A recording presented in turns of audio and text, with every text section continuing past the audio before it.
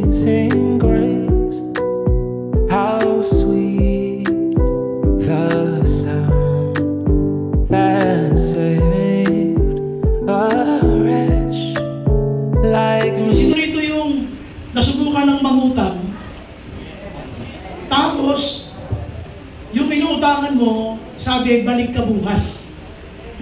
Nung bumalik ka kinabukasan, wala kang nautang.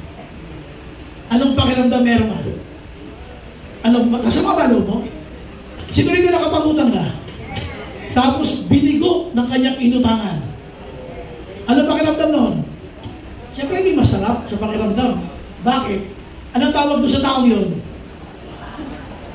Paasa. Paasa eh. Nakakasama yung mga taong paasa. Diba? Nakakasama na loob yung mga taong paasa. Tanong yung magkatabi mo, paasa ka ba? At kumisan, kapag bago kang Kristiyano, bago ka lang nag-disciple, nagdaramdam ka kasi may mga ini-invite tayo kumisan, talagang hindi nakakarating kasi maganda naman ang reason. Pero wag yung sasabihin ng mga paasa kayo, ha? Alam ko darating ko, sabi mo, pupunta kasi hindi na dumating. Hindi paasa. Alam nyo, kaya ako ito gustong pag-usapan. Ito yung misa ng tingin mo kay Lord. Ang tingin mo kay Lord misa ay paasa. Si Lord ba ay paasa o pag-asa? Paasa. So yun ang team natin. Si Lord ba ay paasa o pag-asa? Kasi may mga Kristiyanong nagtatampo sa Diyos kasi ang tingin natin ni Lord ay paasa. Pero bandang huli, mapapansin mo na wala ka palang ibang lalapitan kundi Diyos rin mismo. At masasabi mo, siya pala ay pag-asa. Hindi paasa. Ngayon, so babasahin natin mga verses sa Bible. Gusto kong buksan ng diwa ninyo na paano nangyari na ang Diyos ay hindi talaga paasa. Siya ay pag-asa. May pangyayari kasi sa Biblia, sa ikalawang mga hari. Sa chapter 4, basahin natin, verses 8 to 17 ng 2 Kings. Ito yung tungkol kay Elisha na nagpunta siya sa Shunem. This is the story about the Shunammite woman.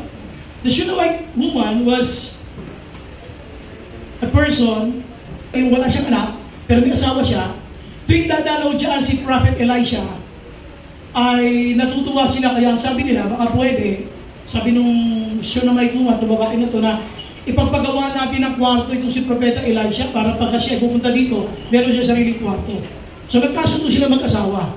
At sa kabutihan ng kanilang kalooban, nasabi nitong si Eliseo, na ganito na lang, ano ba pwede kong gawing tulong sa'yo? Tinanong niya yung kanyang alipin na si Gehazi. Sabi niya, ang alam ko po, ang kulang sa kanya ay anak, wala yung anak. So sabi niya, matawag mo. Sabi niya, next year, ganito rin panahon, magkakaroon ka ng anak. At pagkatapos, sabi nga dito, sa babasahin natin, ay, huwag niyo po akong paasahin. Yan, paasa. Huwag niyo po akong paasahin, man of God, yun ang sabi niya. Sapagkat, ang sabi niya rito sa Bible, ay, don't raise my hopes. Kung bakit niya huwag pataasin yung aking expectation. Pero nangyari nga, naging pregnant yung woman, at nanganak siya kinabukasan. Tapos, kinabukasan, naglipas sa ilang taon. Ngayon nung nangyari, itong lalaking ito na asawa niya, ay nasa bukid sila, kasama yung bata. Napasin niya yung anak niya, sumakit ang ulo, at iniuwi sa bahay at namatay. So ngayon, nagtampo siya sa Diyos. Nagtampo siya. Kinausap niya yung man of God. Kinukwento ko sa iyo, para magbinasa natin, ay tingnan ninyo. Sabi niya, humingi ba ako ng bata? Humingi ba ako ng anak? Di ba hindi naman? Bakit nyo ito pinaranas sa akin itong maghihirap na ito? At doon ay kumilos ang Panginoon sa magitan ni Propeta Elisha at nabuhay yung bata. Ngayon, makikita nyo yung lesson dito na may mga pagpapala na akala mo ay hindi mo kailangan.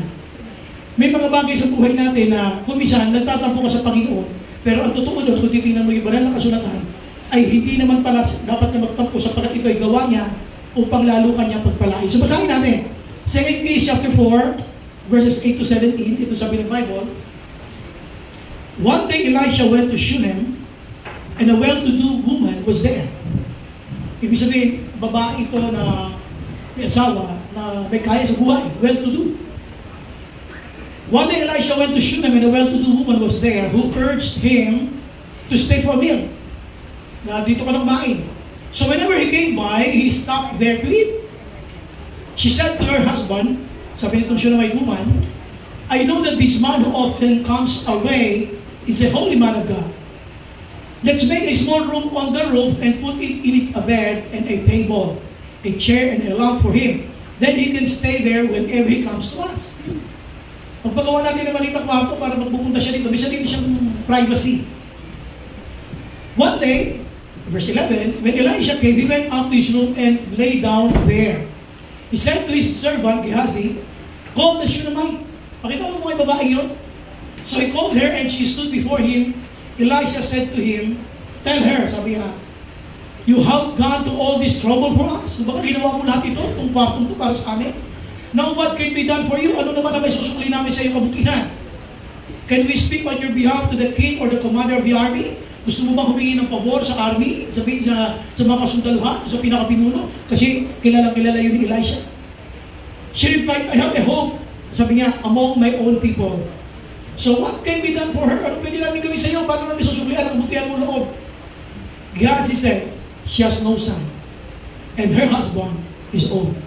Kumbaga, wala siyang anak at ang kanyang asawa ay matanda na. Verse 16, sabi ng Bible, then Elisha said, call her. So he called her and she stood in the doorway, doon nasa may pintuan na, sa may hamba ng pinto. About this time next year, sabi Elisha, you will hold a son in your arms. About this time next year, you will hold a son in your arms. Magkakaroon ka ng sanggol sa iyong mga bisig. No, my Lord. Ito na. No, my Lord. She objected. Please, man of God, don't mislead your servant. Huwag niyo akong mapaniwalain. Huwag niyo iligaw ang aking isip. But the woman became pregnant. And the next year, about that same time, she gave birth to a son, just as Elisha had told her. Mahaba yung kwento. Hindi ka na natin binasa lahat. Yung ibang bahagi yan, ikukwento ko mamaya habang pinag-aaralan namin ito. Kasi yung batang yan ay lumaki at pagkatapos namatay. At nagkaroon sila ng enkwentro ni Elisha.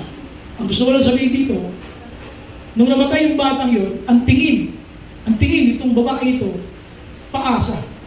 Binigay nyo nga pero hinayaan niya na mamatay. Ilan sa inyo rito yung nagkaroon ng mga blessing at pagkatapos ay nawala? At pagkatapos silang mawala sa iyo, parang may damdamin ka ng pagtatampo sa Diyos, Lord, bakit naman gano'n? Pinag-pray ko yung trabaho na yun, bakit nawala? Lord, pinag-pray ko yung client na yun, bakit nawala? Lord, binigay mo ito, bakit nawala? There are times, hindi mo aaminin, pero in your heart, katulad nito, minsan ang tingin mo kay Lord, paasa lang. Pero sa dulo, nakita natin na binuhay ng Diyos, yung bata, sa malita ni Propeta Elisha, na yung akala niyang paasa, ay pag-asa pala doon sa dulo. Sino naniniwala sa inyo si Lord pag-asa? Isa ba? Sino naniniwala na si Lord ay pag-asa? Pagpapakanan natin si Lord. Ang kasirahan. Ngayon, puntahan natin bakit kumisa ang tingin mo kay Lord ay paasa. Yan. Kung bakit yung mga lihim na pagtatampo sa puso mo, pag-usapan natin. Yung mga secret groanings in your heart. Yung mga sikreto sa puso mo na mga sama ng loob mo sa Diyos, pag-usapan natin ngayong umaga. So, let's go to the first slide. Sabi ito ng Bible, what can be done for her? Ibig sabihin, ikaw na Shunammita, napakabait mo sa amin. At tinutukoy ni Propeta Elisha at ni Gehazi, yung kanyang alipin, napakabait mo. Kung pumunta kami sa lugar na ito, pinakakain mo kami. At iginawa mo pa kami ng kwarto sa taas ninyo. Ano ba pwede namin gawin sa iyo? Tingin niya kasi wala siyang ulang. Kasi well-to-do siya, mayaman siya. What can be done for her? Elisha asked. Gehazi said, she has no son, and her husband is old. Then Elisha said, call her. Sige, tawagin mo siya. So he called her and she stood in the doorway. About this time next year, ganito rin pagkakataon sa susunod na taon, you will hold a son in your arms. At dito mapapansin niyo dyan sa mga slide, parang hindi siya makapaniwala na okay mga anak, why? The husband is old. So paano gagawin pa nila ron? Pangalawa, sabi ng Bible dito, she has no son and her husband is old. Now, si Prophet Elisha ay lingkod ng Diyos na ginamit ng Panginoon para sila magkausap. Isang bagay ang gusto ko maliwanagan nyo ha.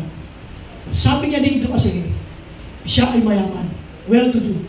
At bilang mayaman, wala na siyang ibang iniintindi pa sa buhay, kundi buhay na lang mag-asawa.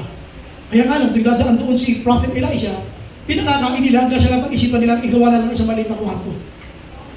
One thing na mapapasin nyo rito, hindi ka man nagsasalita, katulad mo.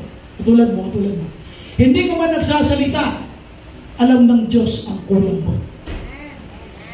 Hindi ka man kumikibo, alam ni Lord ang mga longing ng iyong puso. Hindi ka man kumikibo, hindi ka nagsasalita, hindi mo kinukwento, wala kami nagsasabihan.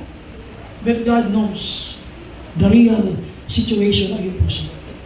Sabi dito, she has no son. Her husband is old. Alam niyo ba, what's the use of wealth if you don't have somebody to share it with? Anong gamit ng kayamanan kung wala ka namang mahal sa buhay na i-share ito? Kaya ibang mga mayayaman hindi kilala si Jesus, malungkot. Kasi wala silang somebody na pwede lang i-share yung wealth o yung kaligayahan na yun na meron sila. Dito, tanungin niyo yung mga magulang. Most of the parents will tell you, ang anak nila yung completion ng family. Yung anak nila yung completion ng joy. Yun yung makumpletuhan ng kanilang kagalakan. Oo, bagamat nandiyan si Jesus. Pero karamihan ng pamilya, kaya ka nga nagpamilya. Hindi ka nagpamilya para maging single. Gusto mo mag-create ng family. Pero dito, she was well-to-do. Tahimik lang siya. Naglilingkod lang siya. Sineserva niya yung man of God. Pero she has a need. A need that nobody whom she shared kung ano yung problema niya. Isang bagay na maganda dito kay Lord, habang naglilingkod ka, ginagawa mo yung best para kay Lord. Alam niya kung anong kulang sa'yo. Kaya dito sabi ng Bible, what can be done for her? Lahat ng offer, ayaw niya. Huwag nyo na akong lakarin pa. Huwag nyo na akong ipadrito doon sa commander ng army. Sabi niya, what can be done for her? Elijah asked, she has no son. Isang bagay na magandang pag-usapan niya kumusta ka? Ano mo ba kung ano kulang sa'yo? Marahil hindi mo alam Lalo na pag hindi ka pa Christian, akala mo walang kulang sa'yo.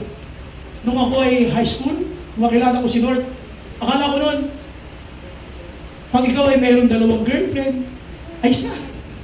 Mata sa mga magulang mo ay mababae, walang bisyo mga magulang mo, magkakasundo kayo magkabal, akala ko okay na. Wala Tapos yung mga tropa mo masaya, kwentuhan dito, kwentuhan doon, lahat ng kalokohan. Pag-uwi, malungkot ka You're looking for something. There's something empty within your heart. At ito maganda rito alam ni Lord kung ano yung kulang. So ngayon, marahil nakaupo ka dyan, hindi mo pinagsasabi. Pero sa puso mo may kulang. Huwag mo sabihin malaki sweldo mo, siya mayaman Huwag mo sabihin na mataas ang posisyon sa kumpanya o ikaw ang negosyante na. Mayaman na siya She had everything. She had her husband. So, hindi ko mapapansin ninyo, hindi siya kumikibo. Masya-share mo siya ng serve katulad mo. Isa kang worker, isa kang leader, marahil ng church na, serve lang na serve. Pero sa puso mo, may kulang. Itong pinakamaganda Alam ni Lord yung kulang. Palakpakan nga natin siya. So dito, ano man ang iyong kalagayan sa buhay, alam ni Lord ang iyong kailangan. Iyon ang isang first main point. Labas natin yan. Yung kailangan, hindi kalagayan. Ibig sabihin, ano man ang kalagayan mo, alam ni Lord ang iyong kailangan. Huwag mo sabihin ikaw ay may pera, may jowa ka, may magandang trabaho, may business ka, mataas ang grades mo, you have a good family. Mukha ka lang okay. Pero hindi ka talaga okay. Alam ni Lord ang kailangan mo. Ano man ang kalagayan mo, huwag ka makontento dyan. Because in Christ, there's always something more. Ulitin ko huwag kong makontento sa kalagayan mo because in Christ, there's always something more. Sa Panginoon, laging mayroong higit pa kung ano ba yung nararanasan natin ngayon. Ngayon, ito na nga, alam niya. Ito yung kalagayan mo, alam ni Lord ang kailangan mo, punta tayo sa next one. Ito. No, my Lord! Pumalagpas No, my Lord! Sabi niya.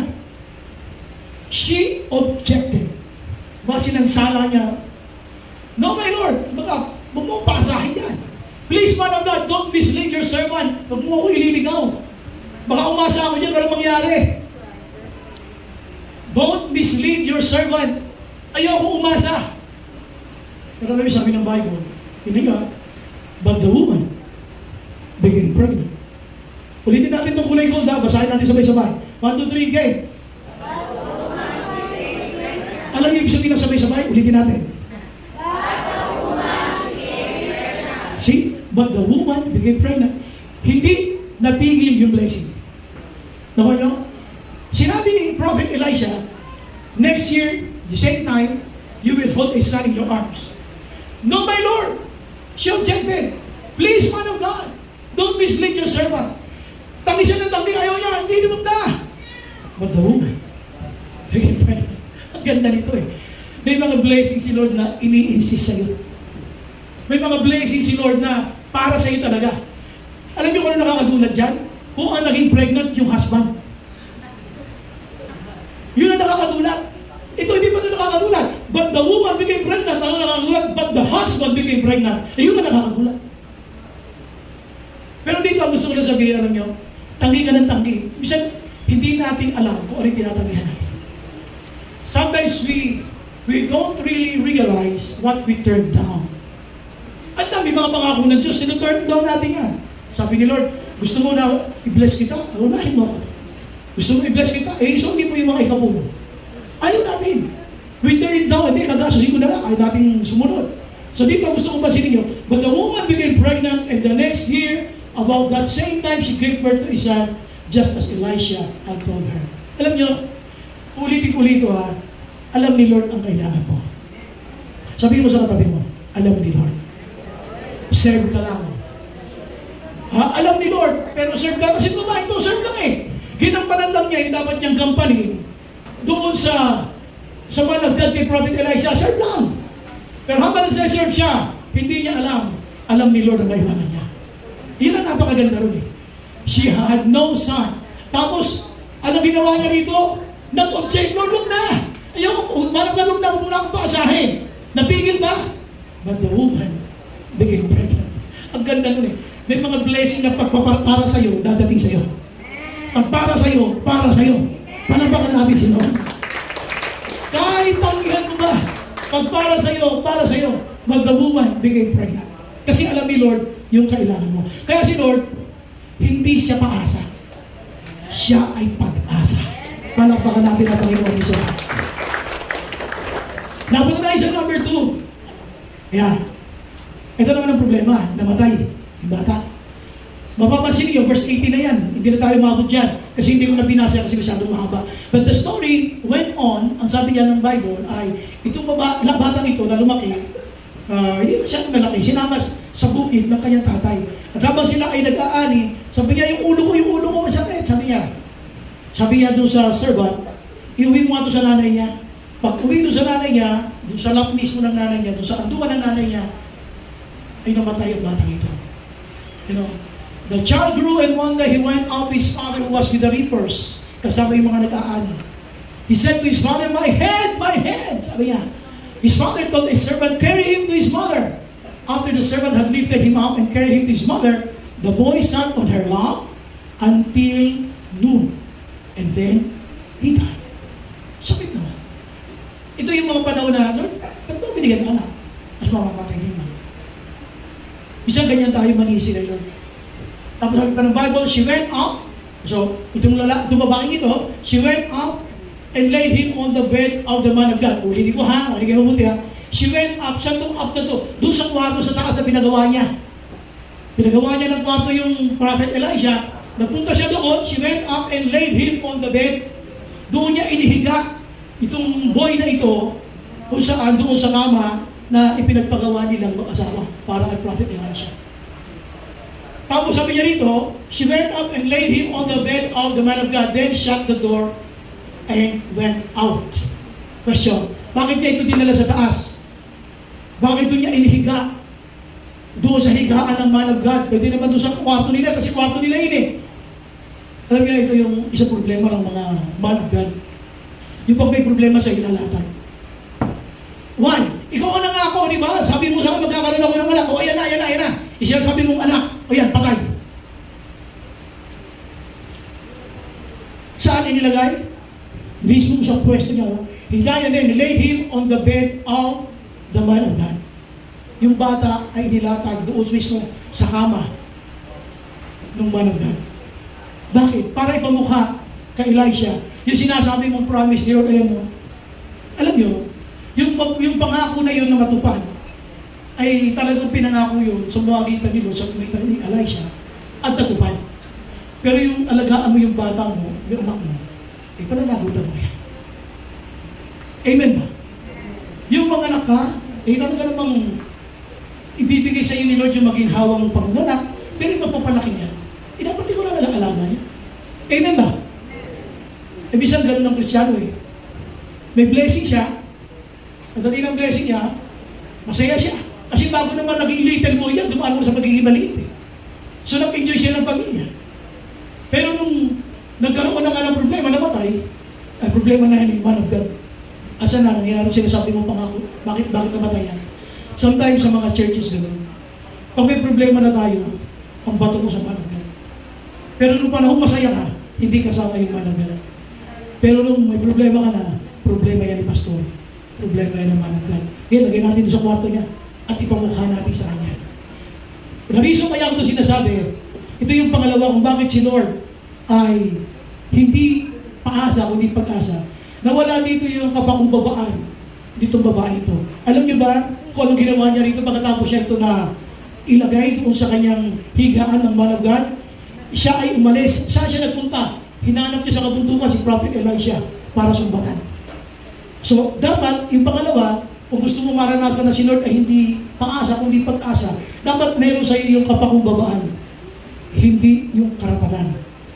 Lagay natin, pakikling natin sa pagkling. So, yung kapakumbabaan, hindi karapatan. Kung minsan, pag may mga blessing tayo, we feel entitled. We feel entitled. Parang, kung minsan, pati ang salita ng Diyos, kinukontra mo na. Pati ang salita ng Diyos ay halos ayaw mo nang tanggapin. Sabi rito ng Bible, pag binasa ninyo, yung anak niyang ito ay namatay. Kasalanan ba ni Elijah? Ba't namatay? Pero, bakit ito namatay? Hindi lalo sa kwarto niya. Hindi ba dapat sa kwarto niya? Para ano? Para ipamuha na yung sinasabi mong blessing, hindi talaga blessing. Ganun ba yun? Ngayon, pag binasa niyo rito, sumunod na verse, punta natin yung next slide. Ito na. Paglabas siya ng kwarto, tinawag niya yung kanyang asawa. Sabi niya sa asawa niya, please send me one of the servants and a donkey. Sabi niya, pwede ba, ikaw mo ko ng isang mga alipin natin dyan? Sabi niya, I will go to the man of God quickly and return. Pupunta ko na yung man of God na nangako sa akin ng may blessing ako. At pagkatapos ay, pagkarating ko sa kanya, babalik agad ako yan. So I can go to the man of God quickly and return. Susumbatan ko lang. So ano nangyari? Talon tayo ha, verse 22 yan. Pagdating sa 27, tingnan nyo yung usapan nila. When she reached the man of God at the mountain, she took hold of his feet. Gehazi came over to push her away. Tinulak siya ni Gehazi. But the man of God said, tingnan nyo ito ha, sabi ni Elisha, nung tinutulak siya ni Gehazi, leave her alone, hayaan mo lang siya. Sige, hayaan mo lang. She is in bitter distress. But the Lord, he said, ano sabi ni Elisha? But the Lord has hidden it from me. Baka hindi ko rin alam bakit namatay. But the Lord has hidden it from me and has not told me why. Tandaan nyo, ang mga leaders nyo, hindi alam lahat. Kaya huwag nyo sinisisi yung mga leader nyo pag may mga pangit na nangyayari sa buhay nyo. Kung minsan kayo may mga pangit na nangyayari sa buhay natin dahil sa yung pagsungay. Sa hindi yung pagsunod sa Panginoon. Tapos nagka-problema ka lang eh. Aawain mo na siya group leader mo. Please stop blaming them. May kanya-kanya tayo relasyon sa Panginoon. May kanya-kanya tayo pakipag-ugnayan sa Panginoon. Pag may problema ka, you consult it with the Lord. Pero dito, sabi ng Bible, tingnan nyo yung kung paano niya sinumbatan yung man of God. No? Kaya ang dating dito ni Lord para paasa lang. Grabe ito, napaka-sarcastic. Did I ask you for a son, my Lord? Wow. Humina mo ng anak. Grabe, bis na magpasalamat na nagkaroon siya ng anak. Ang sumbat mo, humina mo ng anak. Lord, nag-pray ba ako ng jowa? Diba, hindi naman. Eh, bakit dumating sa buhay ko? Tapos sinagot ko ngayon tulo, may problema ka na eh. Lord, hindi ko may kasalanan eh, kasi pinarating mo sa buhay ko eh. Hindi naman ako may pray ng jowa eh. Ganun. Ito sinagot. Ay, si Lord na sumagot. Sabi niya rito, did I ask for a son, my Lord? Tapos sinumbatan niyo, didn't I tell you, don't raise my hopes? Di ba sinabi ko na huwag na akong paasahin? Ilang beses na nagtampo sa Diyos ng ganyan. Na, Lord, bakit ganun? Ang dami mong tampo. Alam niyo sa panahon na yan, ang Ang dapat nangyari dyan, dito yung ating first main point. Dapat yung kapakumbabaan. Lalo, alam niyo pag may pangit na nangyayari sa buhay natin, the best thing to do is to be humble in the sight of the Lord. Lord, I surrender to you. Hindi ko alam bakit ito nangyayari. Lord, I surrender to you. Lord, hindi ko alam bakit kami iniwan ng tatay, bakit ako iniwan ng nanay. Lord, hindi ko alam bakit broken family kami. Lord, hindi ko alam. Lord, hindi ko alam bakit ako iniwan ng jowa. Lord, hindi ko alam bakit nawalan ako ng trabaho. Lord, hindi ko alam. The best thing to do is to be humble in the sight of the Lord. Huwag kang manisi ng manisi. At kung magsasalita tayo, nanunumbat pa tayo ng ating kapwa, did I ask you for a son, my Lord? Did I? Didn't I tell you, don't raise my hopes? Ba't hindi mo sinasabihan ng panahon na yung bata ay lumalaki na masaya kayo? Ba't hindi mo sinasabihan sa mga nagdad? Kasi okay pa kayo eh. Ang Kristiyano pag okay pa, nakakalimutan si Lord. Pero pag may problema na siya, problema ng leader ko yan. Yung leader ko kasi, yung pastor ko kasi, sila may kasalanan. Didn't I tell you, don't raise my hopes? Alam mo itong attitude na to, hindi ito makita sa Christian. When you don't understand what is happening, the best thing to do is to be humble. Don't use your entitlement. Pinagpagawa kita ng kwarto sa taas. I bless you. Binigyan kita ng love gift. Tapos ito na mangyayari sa anak ko, mamamatay. Ang dami ko na inulong sa'yo. Ang dami ko na ipadala sa'yo mga loan. Did I ask for a son, my Lord? Okay lang yung huling sinumbatan si Lord. Kung ikaw may maganda pang nangyayari sa'yo, maraming mga answer prayer, masaya ka ba? Eh, nagka-problema. Doon na. Sumasama na loob mo. Instead na maging humble, minsan, lalapit ka sa Diyos, hindi para magpakumbaba. Hindi ka para magpakita ng kapakumbabaan, kundi para siya isumbatan. Sometimes we insult the Lord. Kailan mo uling ininsulto ang Panginoon? Eh, Lord naman eh. Ba't mo ko binigyan kasi ng ganitong asawa? Wow! Asawa na ngayon. Asawa na ngayon problema. Samantalang nung bago lang kayo eh, kahit pawisan ng mga kamay ninyo sa init ng araw, hindi naghihiwalay. Magka-holding hands kayo. Sabi mo, pag mula monumento hanggang Baclaran, magka-holding hands kayo, pawis si grabe naman, humuhulas na. Hindi pa rin maghihiwalay. At gusto-gusto mong lagi kayo naliligaw. Dahil magkasama kayo. At ang gusto mo, pag tumuulan, isa lang ang payong. Kung meron mo isang payo, tatapon mo sa baso ng isa. Kasi gusto mo nakakabay ka. Eh bakit ngayon may problema na eh? Lord, kung asawa ko, galing mo. Nalaman niyo yung mag-asawang magkagalit. Sabi nung mister doon sa misis, alam mo na lahat ng mga in-order mo sa Lazada, puro may difference yan. Sabi nung mister sa asawa, hindi ko yung mga gusto yung mga style ng decision making mo. Sabi nung husband doon sa wife, sabi nung wife, alam mo ba na isa ka sa mga decision ako? Alam mo ba ikaw na isa ka sa mga decision ako? Wow. Mga kapatid, pagmasdan niyo itong pangalawa, ang gusto ko na makita niyo rito is, kailan ka naging entitled? Sometimes we come to the Lord with full of entitlements. Lord, nagpagawa ako ng ganito. Lord, may tinulong ko sa Kanya. Ganun akong bumalak sa Panginoon. Tapos yung mga nangyayari sa'yo, ayaw mo kasi nung nangyayari sa'yo, imbis na maging humble ka, dala-dala lang yung mga nagawa previously, ganito ko na magsalita, sarcastic ka na. Did I ask you for a son? Oh, grabe, yung man of God yun ha. Humingi ba ako ng anak sa'yo ha? Ha? Humingi ako sa'yo ng anak? Oh, grabe ha. Humingi ba ako sa'yo ng anak? Di ba hindi naman? Ayun. Di ba sabi sa'yo, don't raise my hopes? Huwag na akong basahin. O ngayon namatay. Kasalanan ni Prophet Elijah. Alam mo yun, kasi itong kwento to, putol dito eh. Susundan natin ito mamaya.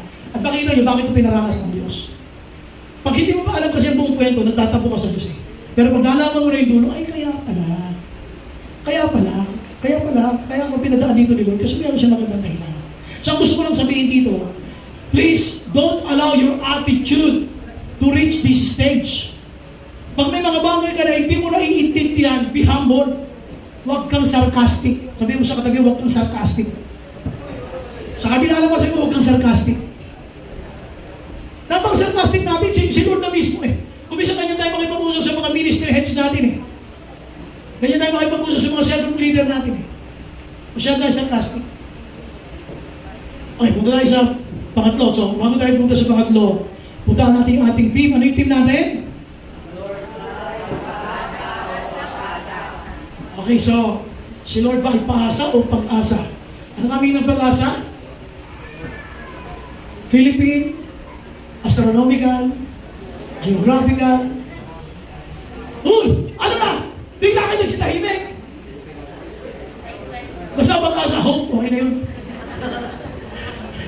Balik tayo. Balik tayo. So ito na, namatay na nga. Namatay na nga. Ano tayo sa number 3? Sige, kung tayo, next slide. So namatay na ha, namatay na. So ngayon, galing sa kabundukan, ito si Elijah, galing sa kabundukan, sabi niya, Gehazi, mauna ka na. Dali mo yung tungkod ko. Patong mo dun sa bangkay. Ang nangyari ay, binaunan si Gehazi. Hindi naman nabuhay. Tapos, ang sabi ng babae, hindi po ako bababa ng kabundukan na hindi kita kasama. Kaya pati si Elisha, sumama na sa bahay. Ano nangyari? Kumbaga sa loob ng bahay, sa kwarto. When Elisha reached the house, there was the boy lying dead on his couch. Patay na nakahiga doon sa kanyang higaan. Dead, lying on his couch. He went in, shut the door on the two of them, and prayed to the Lord. Hindi nyo ginawa nito ha. Makita nyo yung isang magandang attitude ni Elisha. Pag may problema, huwag ka nanunumbat, ang lapit mo kay Lord. Ito, ginawa ni itong babae ito, hinanapakan yung susumbatan. That's the kind of Christians today ang makikita ninyo. They always find Christians, fellow Christians to be blamed. Hanap tayo ng hanap na masisisi. Ikaw kasi. Ba't hindi mo ayusin ang relasyon mo sa Panginoon? Ito, propeta na ito mismo. Propeta Elisha na. Siya na mismo yan ha. Nung nagkaroon ng problema, kailangan mabuhay ito. What did he do? He prayed to the Lord. Kung may problema ito ginagawa mo, sisi ka ng sisi. Hanap na masisisi. Sabihin mo sa kanila, tigilan mo yan. Sabi niya, he got on the bed and lay on the boy, mouth to mouth, eyes to eyes, hands to hands. As he stretched himself out on him, the boy's body grew warm. Uminit na ulit. Magmula sa malamig na bangkay, siya ay uminit na ulit-ulit. Listen, ito yung pangatlong point natin. Di ba itong babae ito mayaman? Amen. Asawa niya mayaman. Nagpatayo sila ng kwarto sa taas para kay Prophet Elisha. Ano ba? Yung hinihingi na anak, ibinigay sa kanila. Alam niyo kung ano ba ang tinuturo doon ni Lord? Usapan natin sa third main point. Alam niyo sa dulo ng iyong kayamanan. Alam niyo yung mga ibang mga Christian kung bakit ang kayamanan na kanyang taglang ay kulang pa. Siguro ito yung tingin mo ang kayamanan mo ay kulang pa. Taas ang kamay. Kumpleto na kayamanan nyo? Taas na naman yung ayaw ng kayamanan eh. Yung pag-aari nyo, tingin nyo kulang pa. Taas ang kamay. Aminin na natin yung kayamanan. Siguro ito tingin nyo nakukulangan pa kayo sa blessing. Taas yung kamay nyo. Siguro ito tingin nyo nakukulangan pa kayo sa blessing. Alam nyo bakit kulang? Alam nyo bakit kulang? Dahil sa pangatlo. Diba sabi yung pangatlo? Kasi ang pinapakita dito ni Lord yung kanyang kapangyarihan. Hindi kayamanan. Sa dulo ng bawat buhay mo, sa bawat pagkakataon, nahihirapan ka, walang magagawa ang kayamanan. Ang kailangan mo ay ang kanyang kapangyarihan. Kaya dito mo binasa niyo, when Elisha reached the house, there was the boy lying dead on his couch. Patay. Hopeless case. Hopeless scenario. Pero bago karoon ng buhay, because Prophet Elisha prayed to the Lord. Isang bagay na makikita nyo rito na when we as Christians are in trouble, sa mga hopeless scenario, best thing to do is this. You pray to the Lord. Why? Yung lahat ng meron ka, lahat ng gadget na meron ka, may laptop ng Mac. Palagay natin, meron kang iPhone 17. Steve pa nga lang, di ba malo sa website? Nasa iyo lahat. Halimbawa, meron diyang patay. Itapal mo lahat. Sa pangalan ni Mac. Tumayo ka, wala. Sa pangalan ng Apple. Sa pangalan ng Oppo. Ng Huawei. Ano ba? Vivo. Lahat yan, lahat ng brand. Kahit pa sabihin natin barang-barang ng dito, lagay mo dyan. Pag ganito na sitwasyon, sabi niya, siya ay dead. Hopeless case yan. Pag hopeless scenario na, ang kailangan mo kapangyarihan ng Diyos.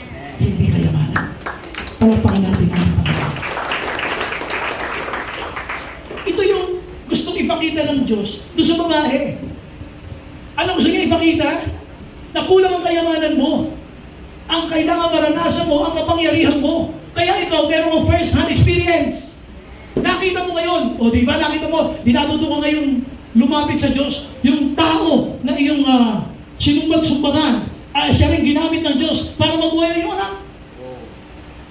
Hindi mo naman yung leader mo na sinisiraan mo kay sister, kay brother, siya'y nagpe-pray sa'yo para maging maayos ang pamilya mo at pag-aaral mo. Magugulat ka na lang kung paano gagawin ni Lord. Dito sabi ng Bible, He grew warm. Uminit uli ang katawan ng bata. Napunta tayo sa next slide. Pinatawag ni Elisha si Gehazi, yung alipin niya. Elisha summoned Gehazi and said, call the Shunammite. Sige, papasukin mo dito sa loob. And he did. When she came, he said, take your son. Ito yung sinusumbat mo sa akin eh. Ito na. Ano mararamdaman mo? Hindi pahiya ka. Sabihin mo sa katabi mo, pahiya ka, no? Ilan sa atin ang hinatulan ng Diyos na wala na ang Diyos magagawa? Pero pag nagpakita ang Diyos ng kanyang kapangyarihan, lahat tayo natutunala. Malakpakan natin ang Panginoon. Sa panahon ng alipitan, ang kailangan mo ang kapangyarihan ng Diyos, hindi ayaw kayamanan. Wala kang makikitang gumaling dahil ipinato mo yung ATM card mo. Wala. Lalo namang hindi babako niya dahil pinatungan mo ng card mo ng senior. Sige. O kaya card mo ng MRP o LRT. So dito gusto makita niyo ay, ang sabi dito ni Prophet Elisha, take your son. Nakakinong babae, wala na, hindi na sila magsalita. Ano sabi ng babae? She came in, fell at his feet, and bowed to the ground. Pakita ng surrender at pagkapahiya, yung kanyang paghingi ng tawad. Then, she took her son and went out. Alam niyo, maganda rito, makinig kayo ha. Pwede naman kasing hindi na naranasan ito ng pagkamatay ng bata. Pwede naman tuloy-tuloy ng kaligayahan ng pamilya. Ba't naranas pa yung pagkamatay ng bata upang ipakita sa mag-asawang ito na mayaman na sa mundo ito, ang kailangan mo ang kapangyarihan ng Diyos, hindi lang kayamanan. So dito nga naiintindihan natin tayo mga mananampalataya, kahit ng Christians. Huwag na akong pagmamalaki kung ano meron ka. Whatever you have acquired dito sa mundo, position, title, ano yun eh? Pinaka-least. Any material possessions ay lahat yan ang pinaka-least sa Bible. Ano man yung binigay sa iyo ng Panginoon, ano man yan eh. Wala kang pwedeng ipagpalit sa kapangyarihan ng Diyos. Dito ang sinasabi ng natin ay, nung naranasan niya yung kapangyarihan ng Panginoon, tingin niyo ba, mas tataas ang kanyang pananampalataya sa Diyos? Yes. Tingnan niyo yung sarili niyo. Nung nagkaroon ka ng answered prayer, mas lalo kang bumilib kayo. Nung sa isang imposibleng sitwasyon, nakialam ang Diyos, at nakita mo kumilo siya, o di ba mas lalo kang humanga sa Panginoon, tumataas yung faith mo. Bakit? Kasi pinaranas ni Lord. Pwede namang walang ganun eh. Pag pinaranas, upang ipakita sa inyo Lord na kulang ang kayamanan pag wala ang kanyang kapangyarihan. Palakpakan natin ang Panginoon. So dito po, tingnan niyo mabuti. Oo, sabihin natin may pera ka, mataas sweldo mo, oo, meron ka na sabihin natin magandang negosyo. Ayos pamilya mo eh. Okay ka, tahimik ka. Pero mga panahon na habang tahimik ka, alam na Diyos sa sitwasyon mo eh. What is lacking on you is your faith. God knows what is lacking on us. Alam niya kung ano kulang eh. May pera ka, mayaman ka, sige, okay na ito. Salamat sa iyong generosity. Pero kailangan maranasan mo ito para masaksihan mo first-hand experience. Ang kapangyarihan ko. At dito nakita niya. Tingnan hindi siya lang mahanga sa Panginoon. Lalo siya nakahanga. Kaya meron tayong tinatawag na personal testimony. Ikaw lang ang makapagsasabi. Diba? Pakita niyo yung testimony ni Romar. Diba? Pag kinento niya yun, siya lang kaya magkwento. Ano ikaw, nakukwento mo? Tapos sabi mo, Ako po ay nasagasaan ng piso, babalik-balik, buhay pa ako. Ano? Hindi mo? Anong tawag sa taong nasagasaan ng piso? Sabi nila, Pastor Leonard, sabi nila, tawag doon sa taong nasagasaan ng piso, tanga. Kasi ang bagal-bagal, paano ko nasagasaan? Ang bagal-bagal doon eh. Hindi ka nakatalas. Sabi mo sa kayo, hindi ikaw yun, no?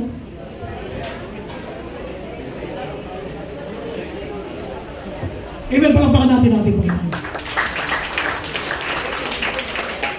So dito, gusto kong isipin nyo na, pag may problema, huwag lapit agad doon sa iyong sources. May naman yung Gcash ko eh. Pag saan ba talaga ng problema yung Gcash? Punta kayo sa ospital. Sa ICU. Ang nagawa na kayo malam na wala. Tutubuhan yan.